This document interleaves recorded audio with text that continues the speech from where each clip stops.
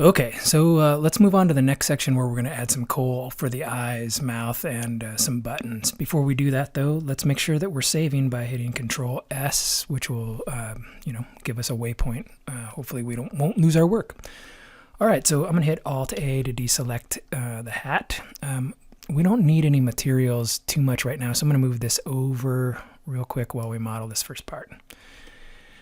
Okay, so again, something's going to be added, and it's going to materialize right where the 3D cursor is. So let's hit Shift A. We're going to go to Mesh. We're going to add in a icosphere this time. Now, before we move this object around, which sometimes if you move this around before you get into its context menu here, you'll lose some of the functionality of it. So let's make sure we click this up, and then where it says subdivisions, let's hit the little arrow to the left so that it says 1 in under subdivisions. That'll make it a very low poly object, which is all we need for this. And then of course we can hit the little arrow and get rid of that. I'm gonna go into front mode by hitting the number 1 on the numpad. Okay, now that brings up how to hide stuff, because I'm gonna need to hide this camera. One way we can hide it is by selecting it and simply hitting the H key. If I hit Alt H, it returns. Another way to do it is to come up here into our organizer for our collections, and we can select the camera, and then we can just hit the little eye next to it, and when the eye is closed, it's hidden. Okay, so that hides it. Now let's go back and collect our icosphere. Now I can use GZ to pick it up. GZ will bring it straight up on the Z. Or we can use that blue arrow. Now I'm going to scale this down, and we can see it kind of disappears into the head. I'm going to use the blue arrow to pick it up, and then we can use GY to make it come out of the head. Now we can't see anything there because it's white, and so is the snow person. So let's real quick give it a material. Let's open this window again. A note on this header: if I don't see the thing that I need and I need to move left or right, I can just hover anywhere in here between the selections, middle mouse button down, hold it down, and then just move this thing back and forth, and then I can control it and see whatever I need to see. Let's add a new material. Of course, we get the familiar principled shader. For base color, we're just going to hit black again, because we're not going to add any ambient occlusion. We're just going to make it black. And then we're going to add a slight texture, a noise texture. So we know how to do that. We can either hit Add here or Shift A, and then we're going to add texture, noise texture, and then you guessed it, Shift A, vector bump. Let's just connect the color to the height, and then the normal to normal. Let's get right in here, and then let's, I'm going to zoom in just a little bit so we can see the texture on it. It actually looks pretty good right now. I'm going to make it a little smaller though, something like that, maybe 15 or so. Okay, and then over here while we're hovering in this window, we have to be in object mode, like I've said a bunch of times. If we right click, we can get this option to shade smooth, and you can't really tell much about it. I think it takes a little bit of the edginess off of it, but not really too much. Okay, as I said, we're in number 1 on the numpad, brings us into front view. So I'm going to scale this. So remember, give ourselves some room, scale. And then let's move it over to where an eye would be. And then I'm going to Shift D, and then I'm going to left click, and then move this other one over with the arrow. Now, I don't want these two eyes to look exactly the same, so I'm going to rotate it on the Y, which we're looking down the Y axis right now. That's why you can't see the green arrow. So let's rotate R on the Y, and then let's move it a little bit so it's not the same. And then I also want to rotate it on the Z. So RZ gives us a little bit of rotation too, just to make the two eyes look different. Now I'm going to turn off the gizmo for a bunch of this now, and we're going to use the G commands because it'll just be easier. So remember, we can turn our gizmo off right here, left click. Now 2 ways I can do this. We can just punch the number 3 on the numpad, and we'll see that our eyeballs are way out in front. That's the cool thing about 3D, and kind of frustrating, is sometimes you think you have them lined up, but really they're not. So by pushing 3 on the numpad, we now have a side view. And the axis, since we don't see it with our gizmo we're on, is the Y, And so let's just hit GY and let's bring them in close here. Now, I wish we had both of them. I thought we did, but we didn't. So let's left click this one and then GY, we can bring it in as well. Let's bring it just a little bit further. Let's get kind of in there so we can see these again. Let's grab that one, needs to come in, GY, let's bring it in like that. Okay, and then if we hit 1 on the numpad, we'll be back in front view. Okay, what we want to do now is just Shift D to duplicate. I like to left click, and then I'm going to go GZ to bring it down. And then we're going to scale. Okay, and then let's go GZ just a little bit, bring it up a little bit, because this is going to be the corner of the mouth. And then we'll hit Shift D, and then left click. GX is going to bring it around over this side here. Something like that. And then you can either go 3 into this view here, which is good, or you can just use your middle mouse button to give yourself kind of a view. Sometimes it's best to look at it straight on. Okay, and you can just kind of move around like this if you want. I'm going to go back into front view by hitting 1 on the numpad. We're going to hit Shift D to duplicate this, and then I'm going to left click, and I'm going to move it along the x-axis with a GX. And then we want to move it down, so that's GZ, as we know. Okay, and then I'm going to do it one more time. Shift D to duplicate, left click, GX to move it slightly over here, like so. All right, let's select both of these. Remember, you have to hold Shift down to select more than one object. And then let's see if we need to push these in. Actually, those look pretty good. Okay, cool. So let's now grab one of the eyes, and we'll hit number 1 on the numpad to go back into front mode. Shift D, left click, GZ to move it down, somewhere like so. And we can still see it there. And then I'm going to move it to the left by hitting GX, and we'll try to center it up. And then we want to move it out on the Y, so we can hit GY to grab it and bring it out on the Y. And we want it to just kind of poke out just a little bit. And then I'm going to scale that down just to make it a little bit smaller.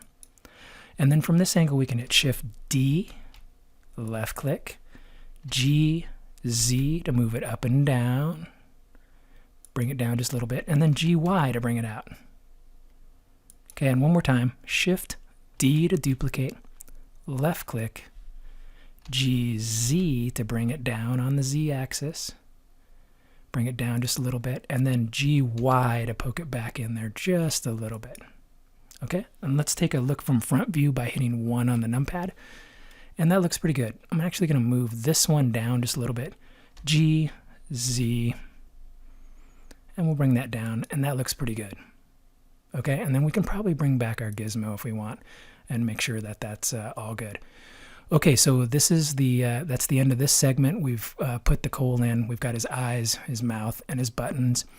And so I'll see you in the next one.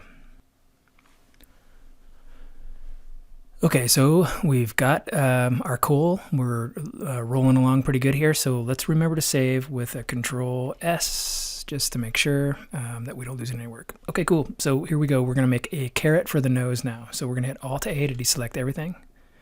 We're going to back out here just a second.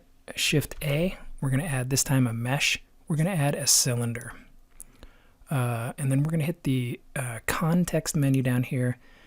Everything looks good except for this part where it says cap fill type. Where it says N-Gon, we're going to click it to say nothing. And all that did was remove the caps off the top. So we're done with the controls. Now we're going to rotate this cylinder on the x-axis by 90 degrees. So RX90. Enter to make that final. I'm going to use the blue arrow to just drag this up. We're going to zoom kind of in here a little bit and get a little bit of an oblique angle. And we're going to hit scale to scale this thing down. I'm going to zoom in a little further. I'm going to hit GY. As you know, we can just bring that out here like so. Left click. Let's hit SY. just to make that a little longer. And then let me get a better view here. I'm going to close this window down just a little bit. Remember, we have to get the double arrow, left click, and then we can just drag this over. And don't shut it because it'll be hard to grab onto. Leave a little bit of a gap.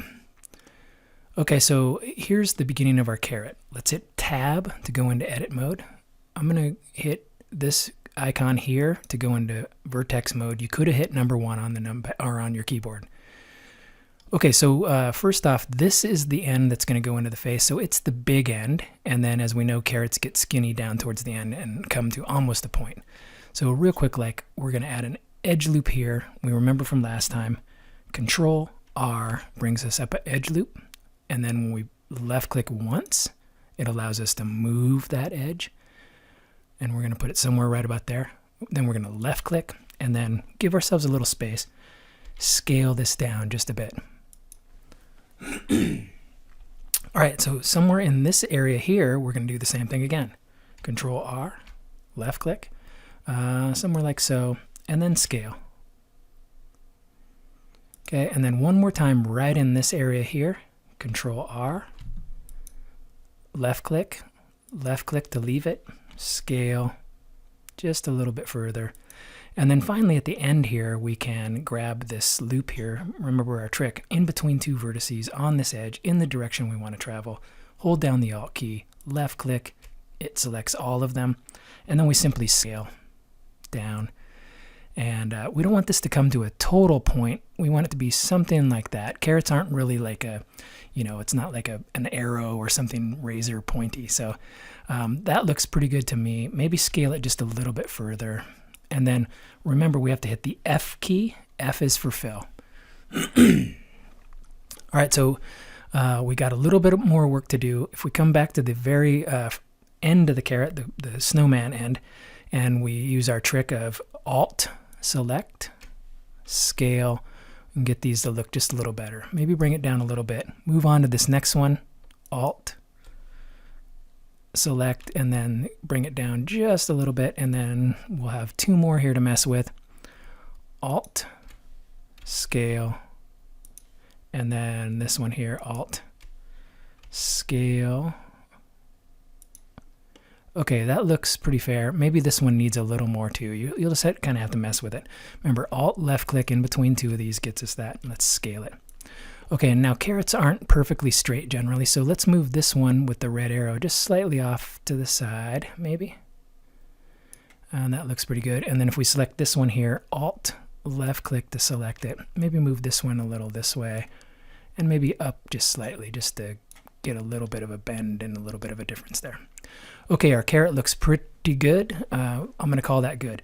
So let's hit Tab to go into object mode, and then we can use the green arrow to just move it right in here on the Y, or we could have used GY. And then let's use an alternative method here, which is GZ, just to bring it up. So put the carrot where you think it should go, and then let's take a step back and see if we think the carrot looks about the correct scale. That looks pretty good. I may scale it just a little bit down, maybe. Just make sure it's still stuck in the face of the carrot of this snowman. And then lastly, remember, when we're in object mode, if we right click, we get the option to shade smooth. So let's shade smooth. All right, cool. So that was a pretty easy carrot to make. Now let's give it a material. Remember, if we hover over this border, we get our double arrow icon. Sometimes it's a little hard to get. Left click, drag this open.